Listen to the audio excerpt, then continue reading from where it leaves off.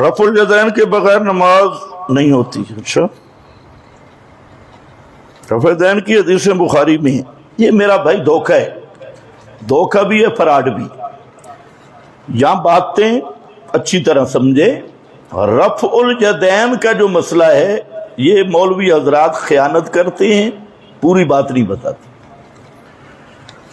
پوری بات سمجھو ایک منٹ میں. پوری بات یہ ہے کہ جو تکبیر تحریمہ کا رفع الیدین ہے، تکبیر تحریمہ کے بغیر رفع الیدین، اس پہ سب احادیث متفق ہیں، روایات. اور تکبیر تحریمہ کے علاوہ کہاں کہاں رفع الیدین ہوا، اس میں ساری حدیثوں میں اختلاف ہے.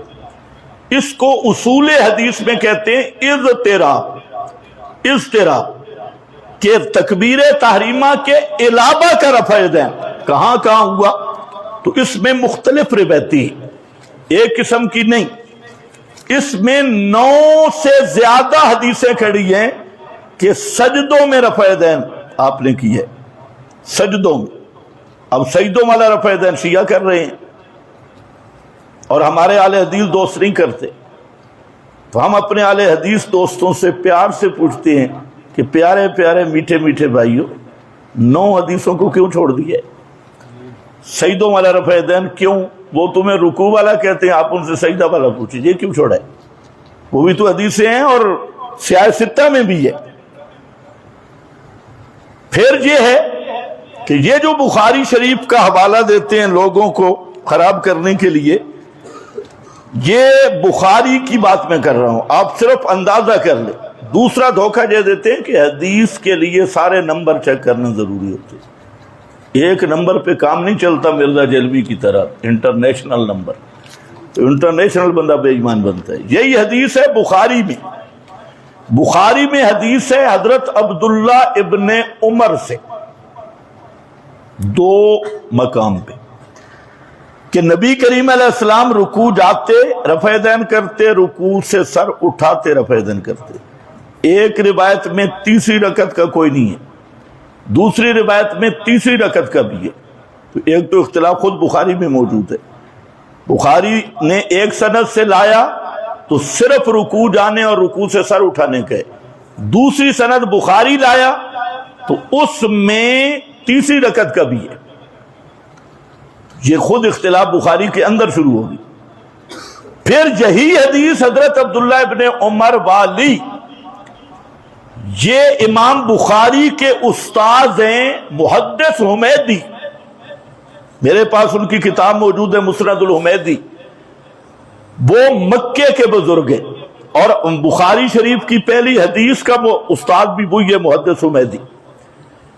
یہی حدیث حضرت عبداللہ ابن عمر والی وہاں جب موجود ہے تو وہاں یہ صاف ہے کہ نبی پاک رکوع جاتے، رکوع سر اٹھاتے، رفع الیدین نہیں کرتے تھے. اب بتاؤ بخاری میں روایت پہنچی کرتے تھے. اچھا کہاں 2 اختلاف ہے، رکوع جاتے رکوع سر اٹھاتے، اور دوسری سند میں تیسری رکعت کا بھی آ گیا.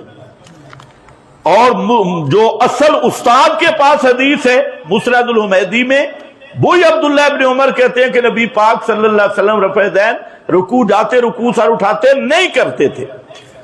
پھر حضرت مجاہد حضرت عبداللہ ابن عمر کا شاگرد ہے، وہ کہتے ہیں میں نے 10 سال ابن عمر کے پیچھے نماز پڑھی اور ابن عمر خود تکبیر تحریمہ کے علاوہ رفع الیدین نہیں کرتے تھے. اب آدھی بات بتانا آدھی چھوڑ دینا، یہ کتنا بڑے ظلم کی بات ہے. دوسری روایت ہے مالک بن حویرث کی جو بخاری سے پیش کی جاتی. اب مالک بن حویرث کی یہی روایت نسائی میں بھی ہے، مسند احمد میں بھی ہے اور کتب میں. وہاں سجدوں کا رفع الیدین ہے. اب انہوں نے آدھی لے لی رکوع جاتے ہوئے، تو سجدوں والے پہ کون عمل کرے گا؟ راوی ایک ہے مالک بن حویرث، وہی راوی. تیسرا وائل ابن حجر، ان کی روایات پیش کی جاتی ہیں حضرت وائل بن حجر، اور پھر ساتھ جھوٹ بھی بولا جاتا ہے یہ آخری عمل ہے، کیونکہ آج تک انہیں یہ حدیث تو ملی نہیں کہ آپ نے آخر نماز تک رفع الیدین کیا. یہ تو ان پر قیامت تک قرض ہے، نہیں ہے. تو وائل ابن حجر جی 9 ہجری میں آئے، فلاں تو وائل ابن حجر کی حدیث ابو داؤد میں 3 قسم کی حدیثیں ہیں. پہلی آمد پہ رفع دین ہے، دوسری پہ کوئی رفع دین کا ذکر نہیں، اور پھر سجدوں کے رفع دین بھی تیسری میں موجود ہے کہ وائل ابن حجر نے سجدوں کا بھی کیا، تو اب سجدوں والا رفع دین کیوں چھوڑ دیا؟ تو یہ مسئلہ، یہ اجتہادی مسئلہ ہے. میں نے آپ کو پوری حقیقت بتا دی کہ تکبیر تحریمہ کا رفع دین پہ روایات متفق ہیں. اس کے علاوہ رفع دین کہاں کہاں ہے؟ روایات میں اضطراب ہے. ہم نے اس کو لیا جو اوفق بالقرآن ہے، قرآن کے زیادہ موافق ہے، اور مسلم کی حدیث میں رفع دین سے منع ہے. آپ نے منع کیا مسلم شریف کی حدیث میں، اور صحیح سند کے ساتھ. وہاں 2 حدیثیں ہیں، ایک اشارے والی، ایک رفع دین والی. غیر مقلد دھوکہ دیتے ہیں جی دونوں ایک ہیں، دونوں ایک نہیں ہیں، دونوں میں بہت سا فرق ہے. تو منع موجود ہے، تو اس لیے ہم افضل طریقہ یہی سمجھتے ہیں رفع دین نہ کرنا. اور قرآن و حدیث کی روشنی میں جو کرتا ہے رفع الیدین لیکن صرف جائز سمجھ کے کرتا ہے، ہمارا اس سے جھگڑا ہی نہیں. لیکن جو کہتا ہے نا کہ رفع دین کے بغیر نماز ناقص ہے، خلاف سنت ہے، تو پھر وہ رافضی بھی ہے اور بدعتی بھی ہے، اور وہ یہ فتویٰ صحابہ پہ لگا رہا ہے کہ صحابہ کا جمع غفیر رفع دین نہیں کرتا تھا. تو ان پہ جب فتویٰ لگے گا تو پھر ہمارا اختلاف شروع ہوگا.